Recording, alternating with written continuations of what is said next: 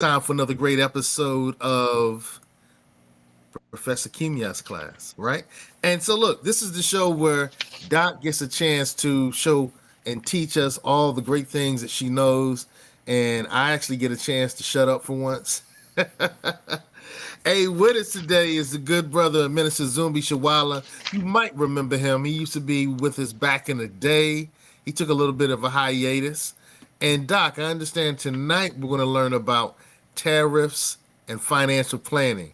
Financial planning is one of Zumbi's areas, so this should be a really intriguing conversation. Let's see if y'all support each other in debate. I can't wait to see what happens.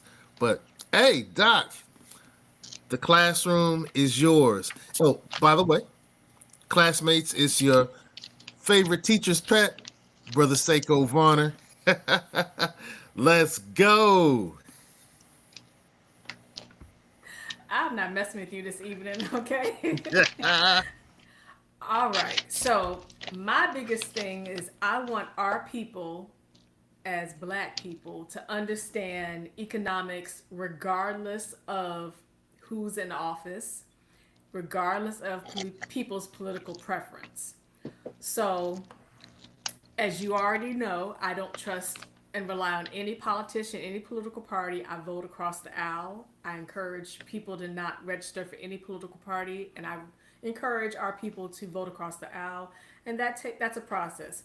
So here's why I say that though at the beginning of this. I am speaking to all of our people, but this is going to be a challenging discussion for the people who've been taught to believe something because they've been taught to support so and so and to oppose so and so. So, as my financial advisor talks about, because you and I've done different sessions about financial advisors, legitimate financial advisors who do investments and they keep track of everything. Financial advice, financial plans, investments, savings accounts, emergency funds can fluctuate. And guess what? They fluctuate regardless of who is the president. That's one thing we want our people to understand, right?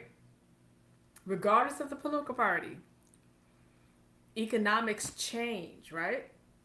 So that's one thing my financial advisor advises me, that regardless of who is in office, keep track and don't be quick to go into the panic attack mode. Because they will tell you that a lot of financial planners, not just in USA but around the world, with the current president, have had people saying that they want to remove their investments.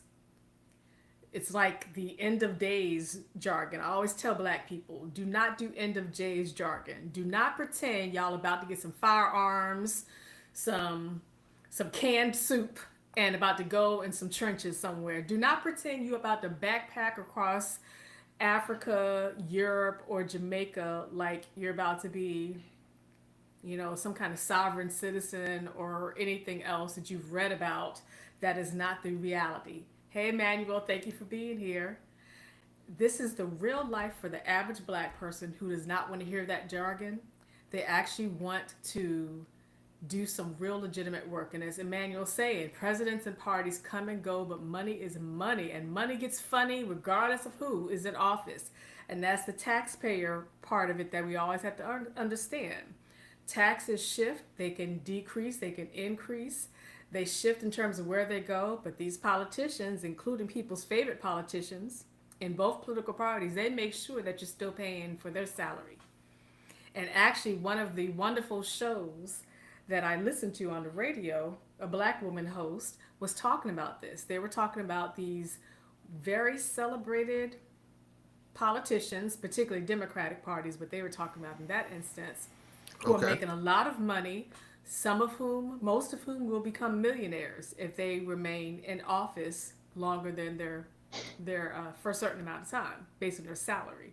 So we just want our people to understand this, because when we're talking about tariffs, anything else, we don't want our people to pick a version of something from any news story, any social media, or anything just because it sounds poetic. We want our people to look at solutions. And so this is what my advisor was saying. Do not call your financial planner and say, oh snap, let me get all my money out, right? Let me get all my emergency funds out. Forget the interest rate. Let me get it all out. Okay? No, what they explain to you is that they're planning, they're looking ahead. They're looking at this for the next 1, 2, 3, 4, 5, 6 months to see changes. And they always have to do that, right? They always have to do that. But in this instance, it's doing it because of the tariffs, which does cause a huge shift. And these are the larger tariffs than traditional tariffs. But they say do not just want your money removed, okay? Do not go back to putting your money in the pillow and all the other stuff that's like old school stuff that you don't have to do. All right, this is not an emergency like that. Instead, read the documents that your financial advisor gives you, prepare to read that, hold on to stuff, and know that your financial advisors and where your investments are held and your emergency funds are held, you will receive information that gives you updates because they're paying attention. And remember that whenever there are tariffs, there are still meetings and negotiations happening. There's the national negotiations happening and the global negotiations still happening. There's no such thing as anything like tariffs or anything else that is just this is happening and it's never going to be changed because that's also part of the bargain that happens in USA and around the world. I hear what you're saying, Doc, but I also hear Roxanne in the corner saying, "But Walmart said they about to go up on their prices. Uh-huh. Yeah. So what do we do?" So what So do? You continue to save money. You continue to shop around, shop around. Continue to shop around. You continue to do. I mean, because Target's saying the same thing. It's funny though. The funny part is that 2 weeks ago they were saying that they were struggling because of this whole DEI boycott, which is not really causing a struggle, right? So now they're saying that they're struggling because of tariffs. Look here, these stores will say a whole lot of stuff. All right, I'm gonna pause there because I have to take a call real quick, but I'm gonna pause there. all right, well, while Doc takes a pause, I want to hear a little bit from my good brother, Minister Zumbi Shawalla. So look, Hmm. bro, bro. It's been a minute since you've been on the platform, and I know you're the finance man. You're the man with the money ideas, the money plan. I mean, so when all this talk about tariffs started popping up, Hmm. what was on your radar? And I have a second part to that question. So Okay. first part is what was on your radar.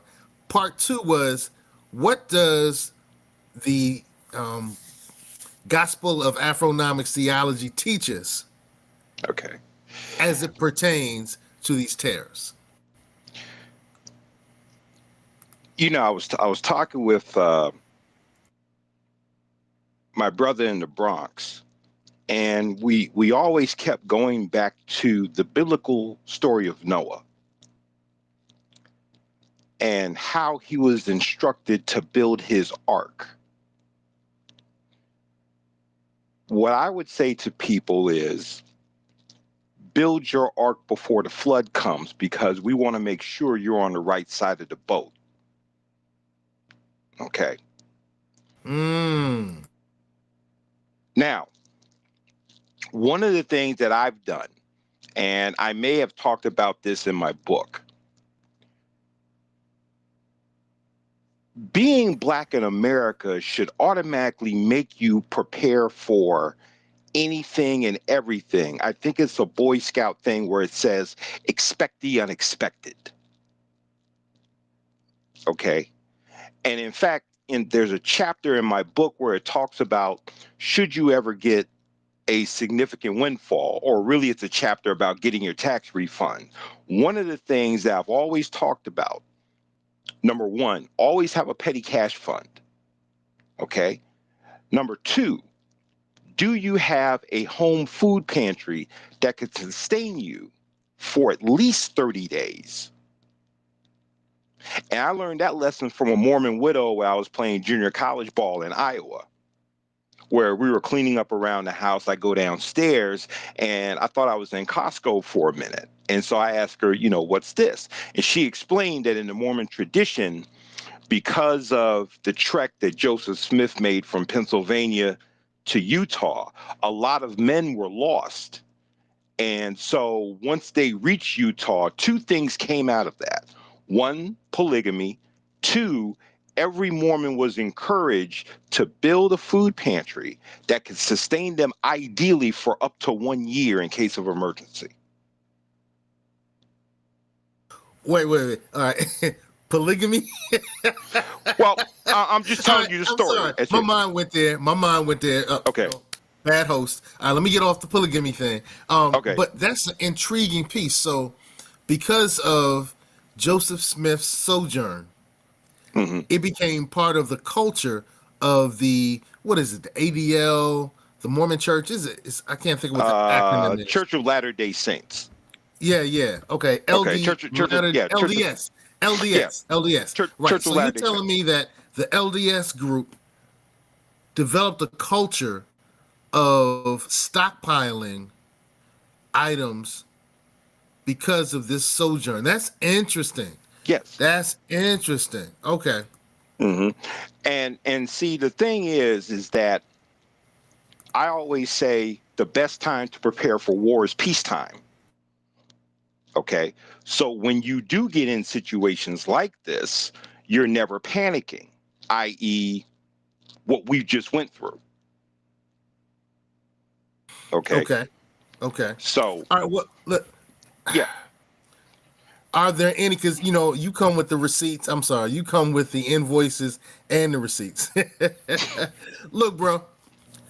What have our predecessors, our conceptual predecessors, taught us about this? Like, what did Amos Wilson talk about when it comes to stockpiling? Okay. That's kind of where I'm going, because I know you have that answer. Well, there's a lecture on YouTube where Dr. John Henry Clark talked about economics, and one of the things he says that helped him survive a situation is that you had a community, where he talked about where everyone in the community. So let's say you had one person who grew produce. You had another individual or group that would go out and hunt. You would have another that would go out and make lye soap. And everything was built on a barter type system. No money exchanged hands, but everybody produced something and put it into the collective. That's how they survived. And so if we can take a similar model and bring that into the modern, I was just witnessing a group of Latin people that I know, and they're Spanish speaking only, but they work in this Caribbean restaurant. And I was walking by and they're in this kind of cipher, and I see them throwing money into a pile. Now, I didn't know what that was for, but the first thing that came to my mind was the susu concept. Okay. And for those who are familiar with what a susu is, it originates out of West Africa. Some call it a rotating credit system. I know in Jamaica it's called the partners. All right. And to give you an example of it, let's say we have 5 business people. All right. Each business owner throws in $1,000 into a pot. So you've got $5,000. Each one submits a business plan to a council of elders. The elders look at the business plans and they say, okay, for this month, person A gets the $5,000. And they do this until everyone receives $5,000, plus they agree to all do business with one another, which is what I would call economic synergy, where you're not competing with your brother, but you're complementing what is already in the market. Okay. All right. So let's take this basketball and pass it back to the good doctor. All right. So, Doc, I know you had to handle some business, but, Minister Zumbi dropped a couple of jewels, I might say. And how does this relate to what you teach when it comes to tariffs and financial planning? Yes, I do want to highlight that we do have our people in different cities and different states in the United States of America who do some form of cooperative economics, some form of community planning. The problem is that it's going to remain small. So I always want our people to understand it's not going to become this massive success for our people. Why? Because historically and currently, blacks in the United States of America have been focused on racial integration. If you're so focused on racial integration, then that's going to be the center focus. And things like cooperative economics and community development is not going to be the center because you've been taught through centuries, and organizations like the NAACP that I always explain have told you that black success and black liberation is about being welcomed everywhere else and using everyone else's model of success and everyone else's model of radicalism and revolution as well. So that's another issue with community development and cooperative because, again, there's people, I've been part of that. It's very difficult because it's going to be a small group. It's very difficult to distinguish the people who are legitimate from the people who are scammers. We have a lot of black scammers. That's one thing I did. We did talk about that before as well. The majority of scammers are people within your own race. So we actually have research about that regarding black people and for non-black Hispanics, non-black Latinas, Latinos, Latinx. So you have to be very careful when saying that you're going to negotiate, collaborate, connect, distribute resources, because if you're not distributing money, of course that's a scam, but even if you're distributing resources, we have some of our people whose resources are not what they say they are. They say they've created soaps, oils, all types of stuff, and it's got all types of toxic chemicals in it that will mess up your skin, all types of things. So this is just something that, this is another reason why if you look at the global cooperative economic plan, like Julius Nyer's, what he attempted, it became a failure because we always let people know when you want something to become massive beyond just a collective of 5, 10, 15 people, it's going to have some kind of structure, which Brother Zumbi said here, you're going to have some leaders who decide stuff. Guess what? That's a form of government. And once the population expands, that form of government is usually going to be stolen and abused power. So I always tell our people, if you don't trust government intervention any other time, understand it's going to be government intervention with black folks. If you're against fascism any other time, and fascism is based on religious-based control, then you have to understand when it comes to black people in USA and around the world, most black people have some form of religious beliefs or spiritual beliefs, which is going to be the core for what they do. So that's why when understanding economic development, you just have to have a realistic understanding of how there's a difference between concepts and theories, which we always talk about having more black concepts and more black theories put into black research. But for the black actions part, you do have to be able to critique, because that's what I teach. Critiquing theories. You have to understand it's not true just because we say it's true. It's researched constantly forever because it works in some spaces, small spaces, and it doesn't work in others. So we have black people who've created black supermarkets, right? And it doesn't get a lot of support. So they end up never making profit, and always paying out your own pocket. And the black people who say they're going to support you are waiting for you to be successful so that they can support you. And there are black people who tell you that. They're like, I'll support you if you become successful, which defeats the whole purpose.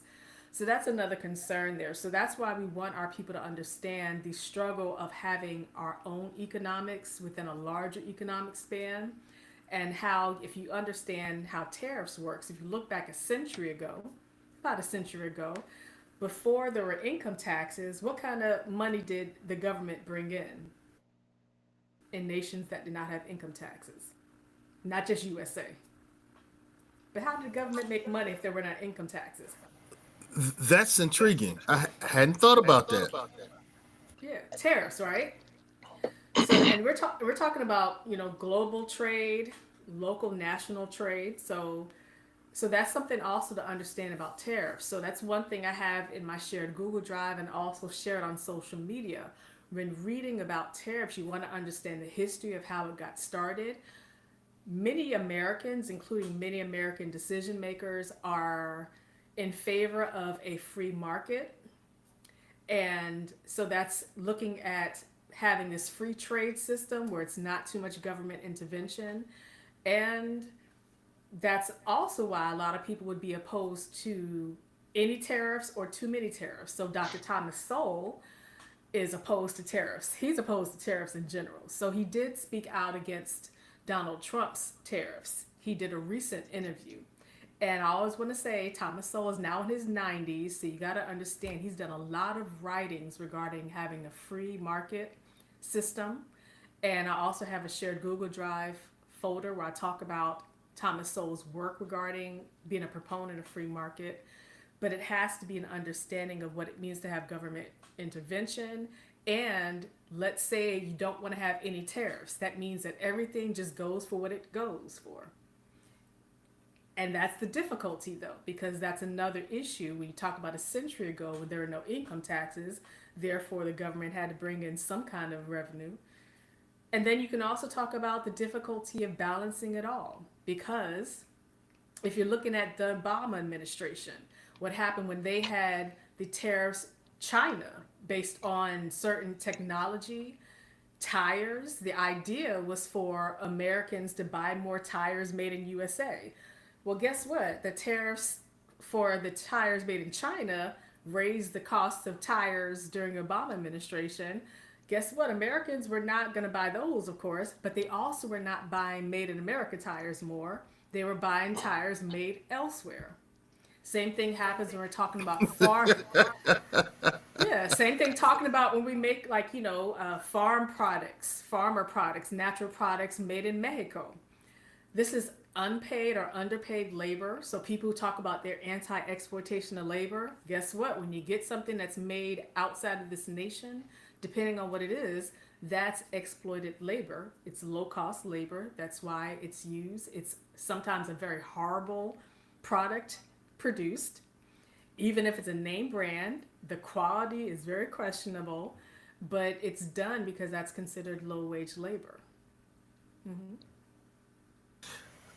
The term exploitive, I hadn't considered that. That's something to consider. I wanted to take a quick moment and do a quick commercial break because you mentioned something that I think needs to be highlighted. So here in the Hampton Roads area, I have the Hampton Roads Green Book. I'm the publisher of that, and that's a directory, an online directory of our businesses, organizations, and professionals here in the Hampton Roads area. So that's Virginia Beach, Norfolk, Chesapeake, Suffolk, Hampton, Newport News, Williamsburg. So you can download the Hampton Roads Green Book app from your app store if you're team Android or if you're team iPhone. So download the free Android or iPhone app for the Hampton Roads Green Book. Let's make sure our resources circulate a lot better. Minister Zumbi, before we go back to what Doc was teaching, you wanted to tell us a little bit about your book? The Gospel of Afronomics Theology. It's in its fourth year. I released this in February of 2021. Hold it up higher, bro. Hold it up higher. I can't see. You got it? Okay. All right. So this is about 22 years of research and personal experience in areas of business, economics, entrepreneurship, and finance.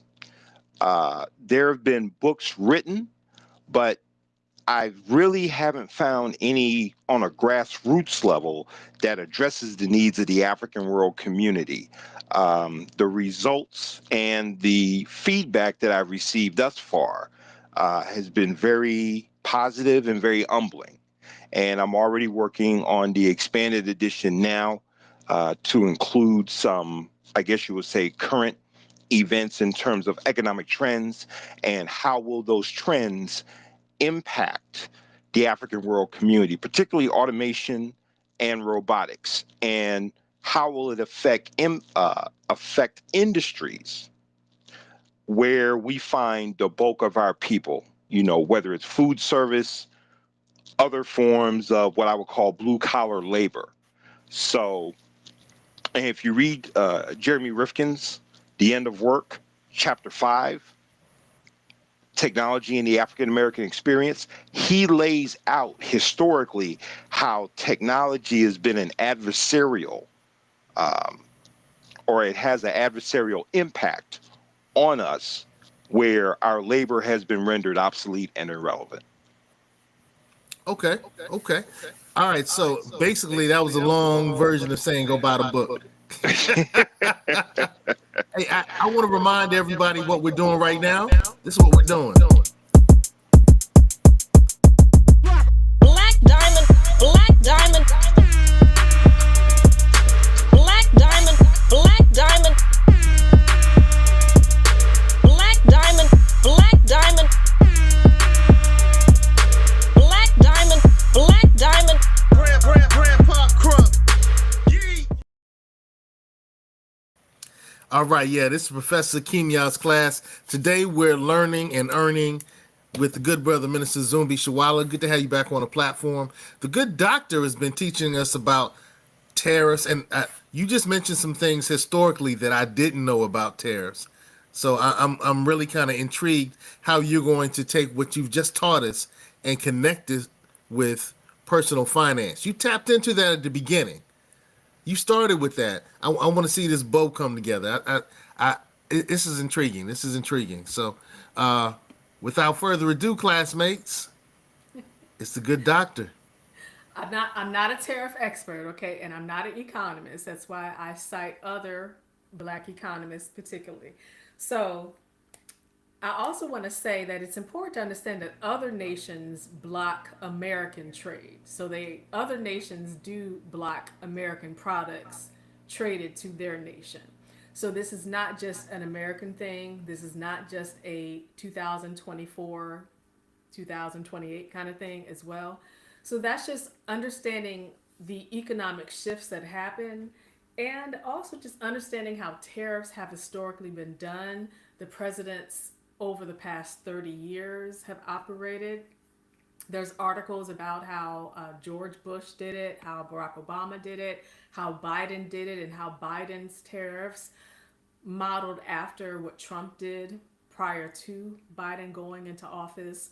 And so I just explained this because it's okay to say, "Dag, this tariff is severe. It's higher." But say it with an understanding that this tariff thing and even high tariffs and critiquing tariffs is not a new thing. Tariffs tend to be critiqued with every presidential administration. And when you go to White House websites, including the White House website now, it explains the purpose of the tariffs. So even if you are opposed to a particular politician, you can still read about some of the goals and expectations of what they want to have accomplished for what they're doing. So the idea of putting more value into American made products, putting more value into American labor, American workers. That's also what Barack Obama was doing regarding tariffs. The idea of having more Americans in the workforce producing products so that you're not distributing labor globally and particularly in China and Mexico. And whether that works, that's why we actually have economists and data analysts who study this. It's found that a lot of times tariff increases do not have the goal effects that the presidents and their people claim.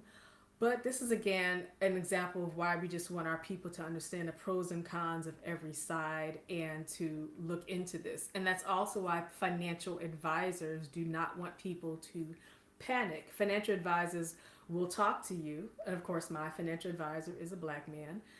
They will talk to you about how to plan ahead, plan for emergencies, save money, be careful with your money. Don't announce your money to everyone. Don't give your money away to everyone, and that includes your family and your friends. Be very careful about your money, but do not just panic because something becomes a topic on news stations and social media, don't just panic because a particular person is in office. It's the same as when someone goes in office and people say now they're going to be running off to backpack across Europe, that kind of stuff. That's actual a very privileged thing to do. I always tell people, if you're talking about anti-capitalism or critiquing people with money, just know that backpacking across Europe and saying that you're buying up land in Africa, that requires wealth. Okay? You're not doing that if you're broke. I'm just going to let people know right now, you're not going to be broke butt naked backpacking across Europe, broke butt naked, buying up land in Africa, as a lot of people claim. And this is just where I really want our people. I'm specifically talking about and with, not just to, but with our people. We have to just understand the romance novel that we're oftentimes given by organizations, by certain reading groups, in certain books that don't really give us the real history. The real history that centuries of black trailblazers, when you actually learn the pros and cons and what they really dealt with and what they saw in real life beyond what they were told would happen, that you understand the reality of what's going on. And so that's why when talking about the tariffs currently, you don't want to follow everyone's path and say panic attack, panic attack, panic attack, look at Walmart struggling, look at this, look at that. Instead say, okay, now let's pay attention to how the economic shift is occurring over the months. Don't just go in panic mode. Let's pay attention. Let's talk about, yes, people have been terminated from government jobs. Yes, that has happened. Okay. I can critique that for different reasons because government jobs are paid through our taxes, and there's some government jobs I don't believe should be paid through our taxes. So that's just another topic altogether.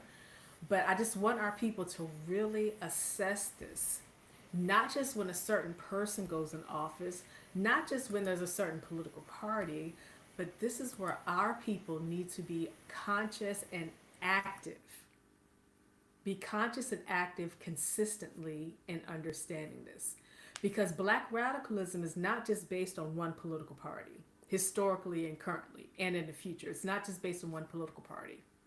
So that's the financial advising part. Again, your financial advisor, you can talk to them about your concerns regarding the tariffs. They'll ask you, why are you concerned? So you will want to have a very knowledgeable reason to explain your concern. You can't just say, man, it's messed up. Okay, why do you consider it messed up, right? What is the impact that you're afraid of happening? It can't just be an article you read that said, yo, Walmart's going to get more expensive. It can't be, yo, that sounds like China's mad, yo. China's mad, yo. Okay. Like even people are buying products off of TikTok because China's saying, here, black people don't fall for that. Hello? Don't fall. And anti-blackness is around the world. So don't fall for any jargon just because you're opposed to one side of the jargon. Don't fall for the other side of the jargon. Black folks, we're so intelligent. We come from thousands of years of intellect, okay? And our dancing, our music comes from that intellect. It's not coming from ignorance, okay?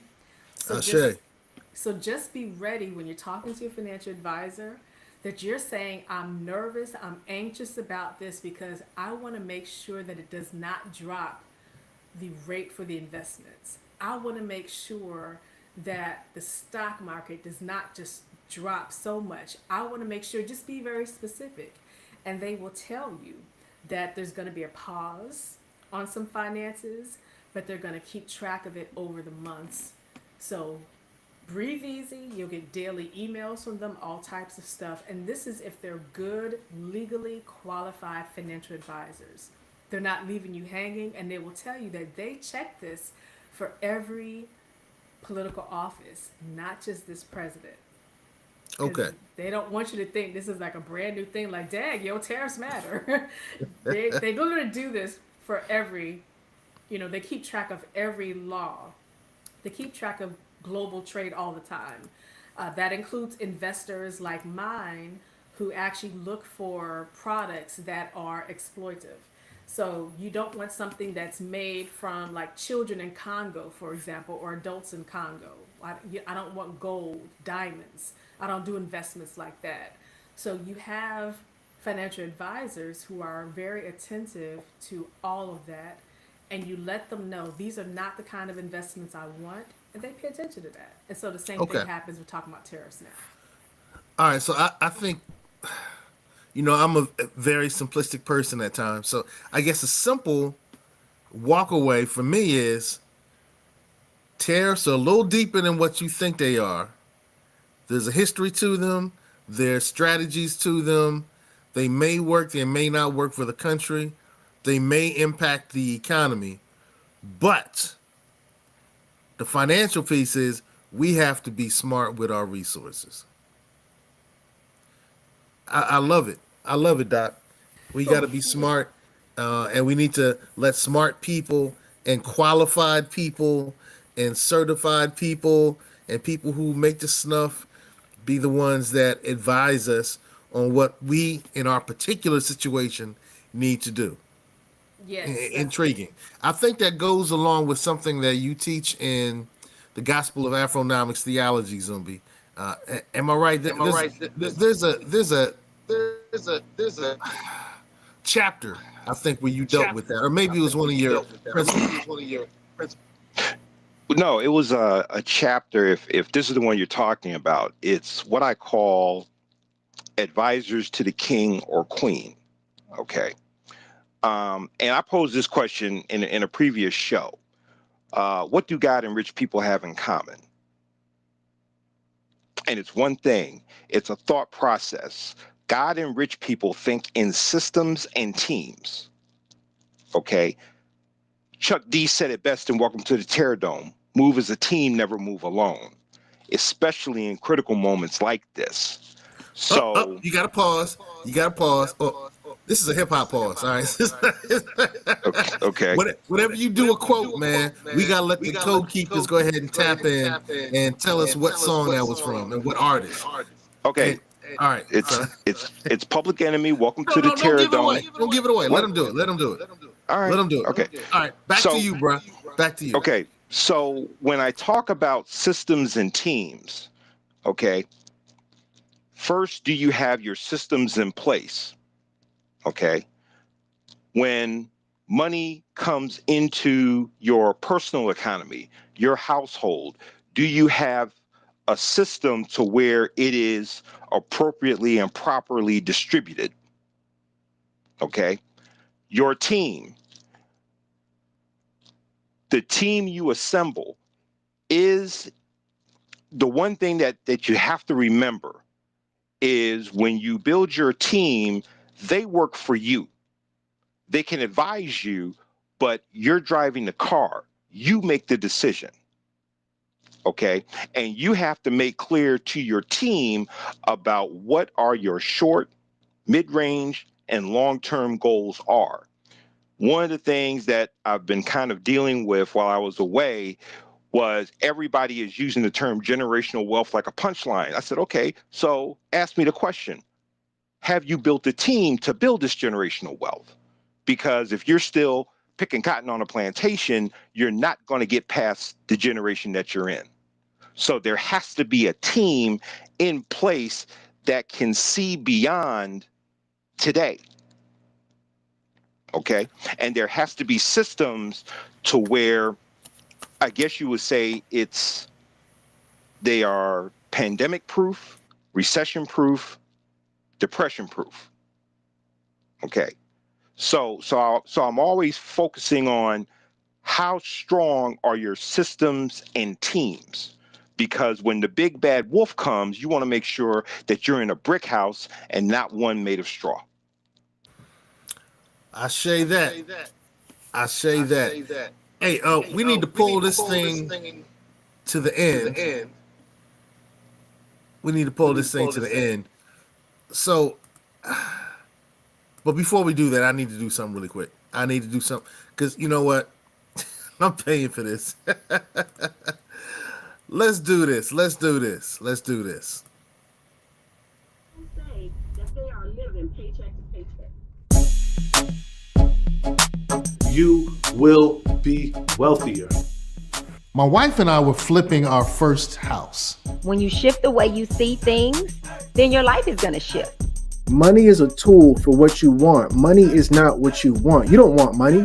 So that goes to show that you don't have faith when you do not take your money and put it into those accounts to earn interest. When you're scared thinking that something is going to happen, God says, who are you trusting in? Because I'm the one that has created the money system. Well, I then got offered $350 million for my company. It says you owe about $538,000. That the individual and the individual family unit is responsible for filling their own cups. I went from being homeless and living on the street to owning properties in Baltimore. And that's why I decided to start a bank.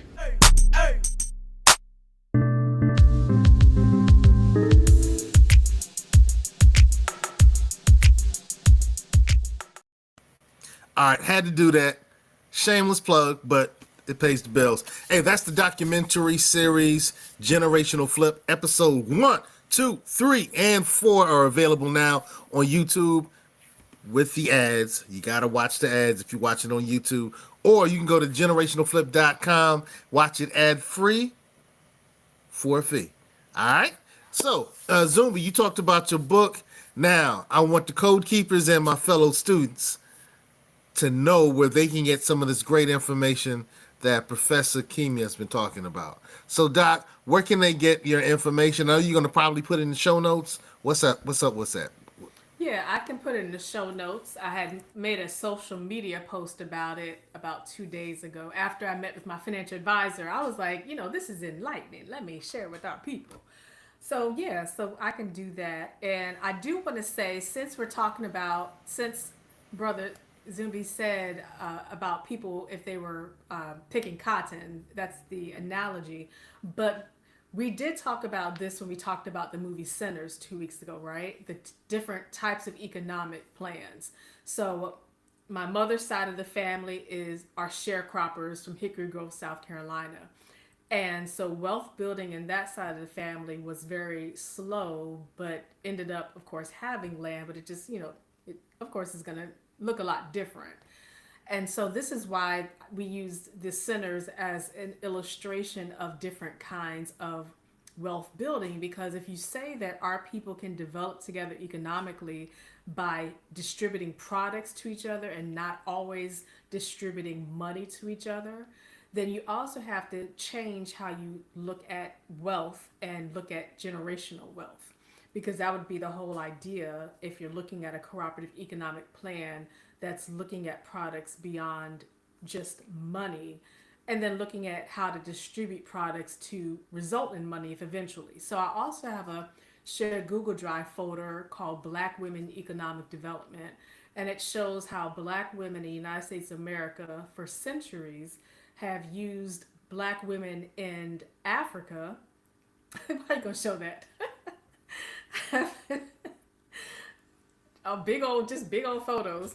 How Black women in the United States of America have used Black women in Africa as templates for economic development. So I have some articles and illustrations from Black women in Tanzania and Kenya. And this also is an example of cooperative economic development, but I always let people know every economic system around the world, no matter what it is, they integrate components of capitalism the moment they want to change the government form of control. And because socialism and all that requires more government control for various reasons, including taxes. And they also increase the capitalist component for increased profit. So that happens in communist China. The moment they want more profit for businesses, they'll incorporate parts of capitalism. And it's a similar integration of procedures, the same way that for more than a century, the capitalism in parts of Europe, USA, and Canada have integrated components of European socialism. So that's just understanding economic development is going to be an integration of different forms of capitalism. So again, our people who are anti-capitalist understand that a lot of times the anti-capitalist rhetoric is ignoring the components of socialism that are already in the capitalism, which is why your taxes are taken in the first place. They would not need your taxes if it was just 100% capitalism. Sounds like a whole new show. I That's mentioned an it area in we're the gonna show, have to but let you dive in a little deeper, Doc. Code Keepers, hopefully you saw what we were sharing on the screen a little earlier. That's the Instagram page for Dr. Dennis. And the great thing about it is right here is the link tree. And this link tree will give you a plethora of information. Yeah, I mean, her services, the Substack, the TikTok, and a lot of the information that she shares with us can be found on those particular links. So, Code Keepers, make sure you use those links, and let's all grow together.